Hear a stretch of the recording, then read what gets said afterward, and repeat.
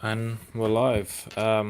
Welcome to everyone watching. This is the first live show of the studentcast.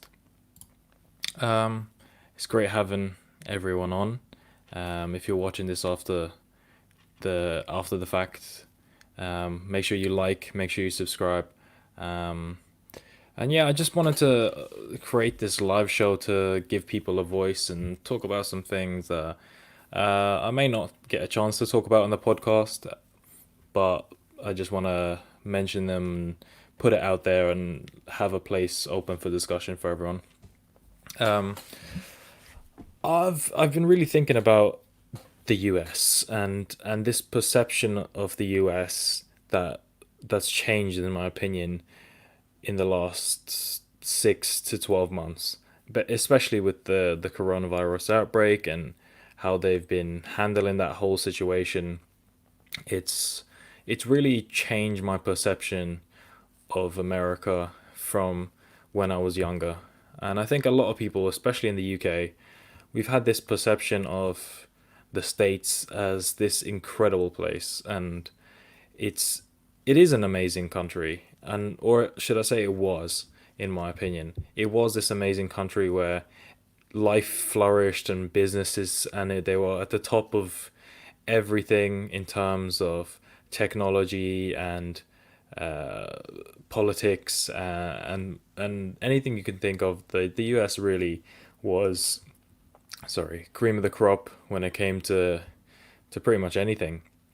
And it was after the way after Trump got elected, um, it really put like opened my eyes to a lot of America, and I know it's not all of America, and I know it's not everyone, but it's uh it's a small thing that makes a difference.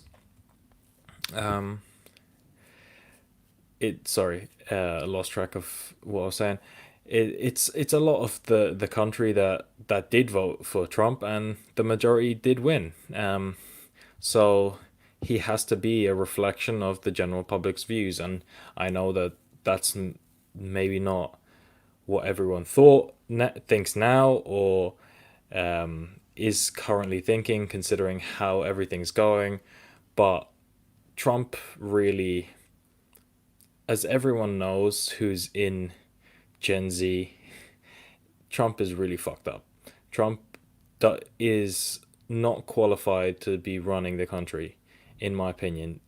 And I have to state that I'm not an American, and I've never been to America, sadly. But it's not really a place that's enticing me anymore. It's not a place that I want to go to. Um, it's a country where they seem to be behind in terms of a lot. They're at the forefront when it comes to technological advancements and global corporations, as they are the biggest market in the world. But is the US really a place that I want to live? I don't. I have thought about it, and when I was younger, I always wanted to go to LA. Wanted to live in LA, and I wanted to be in America. Um, but it wasn't. It doesn't seem that way anymore. I mean, they are the basically the epicenter of the virus right now, and and it's not somewhere I want to go. But I'm trying to think post virus, post this, because it won't last forever and it will end at some point. And with the whole George Floyd situation, I definitely think that it's it's very different now. It's different in the sense that people have been woken up who've been in denial for a while. America is so corrupt, and they have to start again in a way. I think that their policing system and their policing strategy hasn't worked for a long time, and we've really been seeing the worst of it now, because the tensions have rose to breaking point, and it's basically broken, and it's every it seems like an everyday thing that everyone's kind of grown accustomed to, that people just get shot on the street and it's fine by police or other people who have that kind of weaponry. And I don't think, and we're just making excuses for them. As someone who's lived in many countries, it's not. In London, we hear about stabbings, and yeah, stabbings are just as bad, but it's not the police who are stabbing people. It's it's the gangs and the gang violence, which you can't really get rid of, that's causing that kind of disruption, and you want to minimize it, but you can't stop it ever because it's gonna happen. Crime will happen, and crime's gonna thrive in areas where there's a lot of people who live below the poverty line, who don't have a lot and don't have many options, and that's just a consequence of a long term history in racist behavior and corruption and greed that's happened where oppression uh, is happening and it's continuing to happen in places like the States. I do I do feel for people there, and it's it's a place where you it's home for a lot of people. There's hundreds of millions of people who live in the US, and that's their home, and the idea or prospect of moving out of there isn't something you want to do, but it needs change. That change needs to happen in some way, shape, or form. Um, and I think it starts from the top. I think it starts from re-electing some or electing someone who that you believe will really change. And it may just be the two party system. Well, it's not two parties. There's more than two parties, but having more than one party really push and thrive in the American community in politics especially. I think it would insinuate change, or just electing someone else, someone very different. And I think that's what happened with Trump was uh, the American the American people just elected someone because they were tired of the same thing. There was a lot of I don't want to see this same guy again. It's the same people, the same kind of people running the country for a long time, and Trump was elected in the hope that things would change, and it was a risk, and a lot of people took that risk, but I don't think it's paid off. I don't think that there's enough people that were that were thinking with their head, and that could be just a societal issue. And in America, there's a lot of people in society that they they haven't thought things through, and they vote because they voted for the same party all the time. They don't necessarily vote just because they share the same views as someone else. Um, so I really want to give it a platform to anyone who wants to share their views and has opinions on this kind of stuff, especially if you're younger, because we don't get our voice put out as much. It's we get drowned out, but with a lot of things like uh, saying we're not mature enough, we don't understand, and with the internet, I think a lot more people understand everything, and the information is out there, and the younger generation isn't really looked upon with the same level of pride or wisdom as people who are older, and rightfully so. We don't have a lot of experience, but it doesn't necessarily mean that we're misinformed. And the impact of social media and just having a phone, a device that you can literally find anything out that you want in your pocket, it just in like a lot of people find a lot of information, and there's a lot of misinformation. But I think it's important that we as a younger generation, we put our voice out there and make sure that we are heard, because it's not a small amount of people. Um, as a younger generation, there's millions of us out there. It's just we don't voice our opinion as much when we're younger, and we don't know as much. So it's a lot to take in, and it's a lot that we should do for ourselves and help others, especially when it comes to information and sharing information. I think it's important, but we in this. I need to go back to what I was saying. In the States, it's a different thing where you fear a lot of people. They fear the police, and I as someone in the UK, people don't really people don't love the police. No one really loves that authoritarian figure who's walking around, but there isn't this underlying fear of the police or of people who work in that sector. And I know that people in America have genuine fear, and rightfully so, that a police officer is not there to help them. Is they are really there to help the other person, and that's why they're afraid. And it's an awful thing, and I think something needs to change. And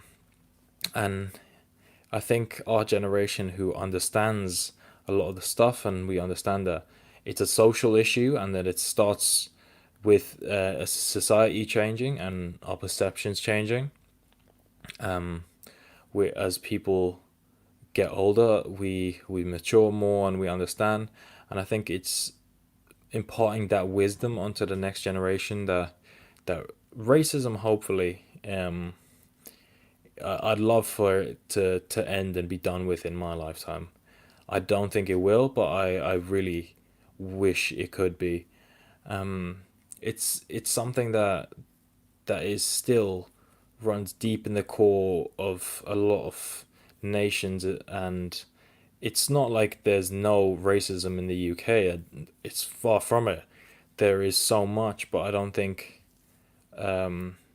we project it as a, especially in London, where I've been for pretty much my whole life. You don't feel like things are racist because there's so much diversity around you that it doesn't seem like everything, that there is this underlying racism around, because it is so diverse. I think in America, the nation is so big, and the places that feel less racist, I'd say, are probably going to be the ones that are more inclusive and more diverse. They definitely have there's areas like LA is a big one, like New York, the or even Texas, these places where ethnic minorities have migrated and settled and built up their own communities, and gelled with the communities that were already there. I think it's important that this continues to grow, and I think in as years go on, and as our generation is slowly expanding and growing, and we impart that same knowledge that we have. I'd like to think that most people of our generation understand, because we've up around all kinds of people. We've got grown up around different races of people, different cultures, different uh, genders, different sexual preferences.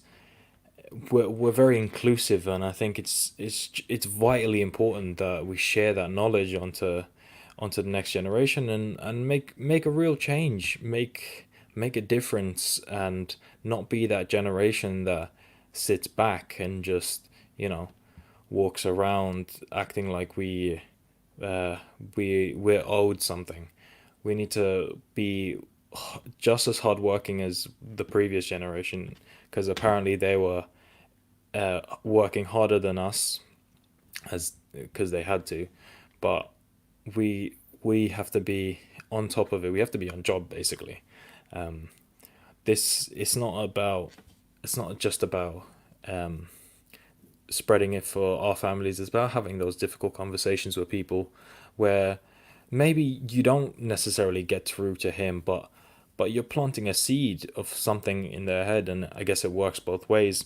negatively and positively, but you have to try and make that positive change where you just impart a little bit into someone, um, just something, and maybe they take something away from that, maybe they don't, but at least you've tried, and if you do that for enough people, you might change one, and that one person is enough to change everything. Um, and I don't think there's enough of that in the States. I think there is in areas that are more diverse, but I think in the Midwest, where it's a predominantly white area, white middle class, there isn't much of that because there isn't much diversity there. So they're not used to that, and that's why what happened with George Floyd happened, and it's an awful thing. Um, I do hope things change. I do think the U.S. is a place that really could uh, be at the forefront of everything again. But right now, the only thing that they're at the front of is the amount of people that have coronavirus and the amount of people that get shot. Like, that's not something that that I'd like to be a part of. And all those dreams that I had as a little kid of living in LA, they're kind of gone out the window. I don't really want to live there anymore, and I don't see myself living there, even with all of the benefits that there are to living there. Most of them are financial, because it is uh, just a big economy. Um, it's not as good as I thought when I was younger, and I really believe that there could be a better place to live. The UK is far from ideal, but I think it is better. I definitely believe, especially in big cities, it is better and it feels more inclusive. Although I may not be black, I'm not I'm not considered a British person. I was gonna title this America from a British person's perspective, but I'm not British. I'm not Irish. I'm just I'm odd. I've traveled too many places, and I know what it's like to be discriminated against just from where you're from. I know how hard it is to make it in a place where you feel like you have no help, and you're alone. I know what it's like, and I don't think that that is something that I want to have my family and my future go through. I'd love for something, for a better place um and a better world. So I do try and make a difference as much as I can, impart as much knowledge as I can, and be as inclusive with everyone as I can, um, and not discriminate for anything.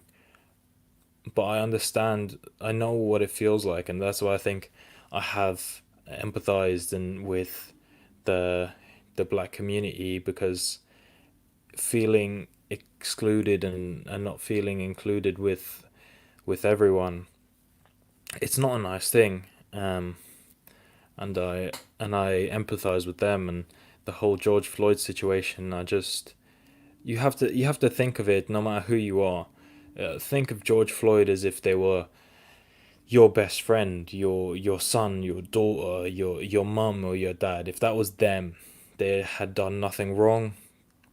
I think you would have a very different opinion, and I don't see why you wouldn't, because the man did absolutely nothing wrong, and he died and he suffered for that, and I don't think it's right, and I don't think that it was justified in any way, and I think it's important that as a generation we make that change and we make that difference to people, and we are better than the previous generation, so I do think that we could make a difference. um I just think that it's important that we do and we are active about it. um Sadly, there is no current viewers, but hopefully that anyone who is watching this afterward, make sure you like, make sure you subscribe, share it, Follow the podcast. I have a great podcast um, with a bunch of guests, bunch of interesting people. It's out on all platforms. It's on the studentcast, so you can follow it and share it with all your mates. Possibly even be on it. Send me a DM if you want. You could be on the podcast, um, and you'll really help it grow and be part of a community, be part of a vision that I have with this platform, where we really could make it a big thing, and I think that's what the younger generation needs, and that's why I've built this live show as well as the podcast is a place where people, anyone of any age, but I really want the younger generation to share what they think and what they any questions that they may have, because I know what it's like to not understand things, and sometimes the people that are around you, you don't feel comfortable asking them, and maybe this is a platform where you could share your thoughts and be part of a community and learn and possibly make change with everyone else. Um, I want to get into the things that I do like about the States, as a prospect, as somewhere to live, as how I view it outside, as someone who doesn't live there. Um, there's incredible the States with their um, private healthcare services. They provide a great place for people to save money if they don't have um, sorry, it provides a great place to save money, as obviously you're not paying uh, for healthcare through your taxes, so your taxes are reduced, and your economic uh, health, if that's a way to say it, your economic health is positive and it's good, and you can really become something, basically the American dream. Um, the prospects of financial gain in America are great, but the social issues are still so underlying that it's somewhere that you don't want to really live if you're outside of the US. Of course, there's people that are living in the cartel. TSD Gaming, hello, nice to have you on. Appreciate the comment. Um, it's it's an the States is just a place where if you're financially set, it's incredible. Your healthcare is great. You probably have some political power because money talks in the States, and you can fund the people that you want to be in positions of power, and it's a platform where anyone who has money can live really well. But for someone who's escaping a nation, on the border of Mexico, if you climb over the wall, the half built wall, um, it's not somewhere. It's somewhere where it's really difficult to get a start, and make something of yourself. But the financial incentives are great. Um, Socially, yet again, I can't imagine living there. I can't imagine someone who moves to the States uh,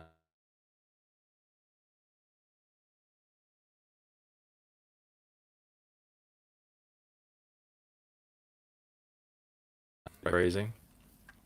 Um, but the views that and the laws that they have there, um, the the police only having six, I want to say it's 10 weeks of training. Correct me if I'm wrong, but police training is really short, and it's not funded well enough, and the idea of defunding the police, I understand where people are coming from, and maybe it's something that will work out, but I think the the police, to work effectively, they need funding, they need money for training, they need money for long term training and training consistently and learning. uh, adopting something closer to military boot camp and long term practice and scenario training that's drilled into you. I think it will be incredible, an incredible start. But we'll see what happens with the Minnesota Police Department as because they aren't funded right now. The whole building burned to the ground with the protests, and I stand by that. That I don't know if defunding the whole police is the right idea, but we'll soon figure that out. But it America is better than most nations. I think so. I think is America is definitely a place I'd rather live than uh, than a war torn country like Iraq. Um, I don't know if Iraq is still war torn, but it was at one point. Um, I'd definitely rather live in the States, even with those issues. But as a developed or first world nation, it's been left behind by countries such as the UK or France or even the Nordic countries. Though they're incredible. Being socialist nations, I don't know if being truly socialist is something that's going to be effective for a nation as big as the US. I don't know if that would work, but I think Bernie Sanders had a great opportunity and a great chance of doing something good, and it's just unfortunate with all the circumstances around the globe that hasn't come to light. So I hope that it changes, and you know people understand who they should really vote for. I know that Biden is only a slight margin better than Trump from what I've seen, but any progress is better than no progress. Uh, nice one. Appreciate the comment. Um, but it's not it's not the worst idea to rethink who you vote for, especially if you're American, to take a step back and really look at it, um, and understand: am I voting for the right person for the right reasons? And if they do so serve 2 terms, and they change their opinion, are they more likely to change their opinion in line with the views that I have or not? Because it's a nation where, yeah, a president is put in place and they have a lot of power. They don't have complete control because that would obviously be a dictatorship. But that person has to align with your political views for the next 4 to 8 years at least. And if they don't get impeached and you don't disagree with them, you're going to have to suffer those consequences. So I think as a younger generation, we need to vote. Especially, it's important that people who are young and who haven't voted yet vote and learn and watch the news. As boring and as awful as it does sound, watching the news is a place of information and getting it from multiple sources and reading and really understanding who you're voting for and being confident in that person, and not just voting for a party because you've always voted for that party. I think it's important to vote on someone that you genuinely believe in their views and their policies that they want to put in place. And I think that's what will really incite change. Um, I think that's pretty much everything that I have on my mind in terms of how I perceive the US. If you want, go through the stream. Uh, yeah, I definitely think Bernie would have been good for the US. I think he would have made some serious changes, and a lot of people probably in the US wouldn't have agreed with them. But I think for the long term social health of the country, I think it would have been incredible, and it maybe would have made the US a more habitable or desirable place to live in the next couple of years. He's someone that I thought would be a great president. He was really old. I'm pretty sure he's in his late 70s, if not even his 80s. So would he make 8 years maybe. I don't know.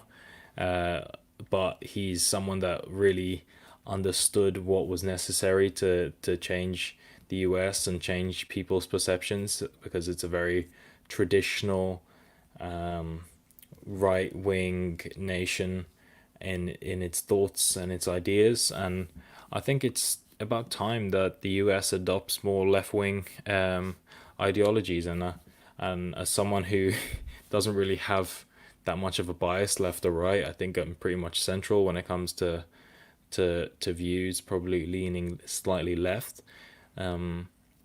I think it's about time that the US gets shaken up, and if people don't like it, then they don't have to live there. Being a US citizen grants you a lot of access to a lot of nations, and you could live in other places. But I think it would be the right move to have had Bernie in the White House. Um, don't forget to like the video, subscribe, um, leave any comments you may have. Not much going on in chat, sadly.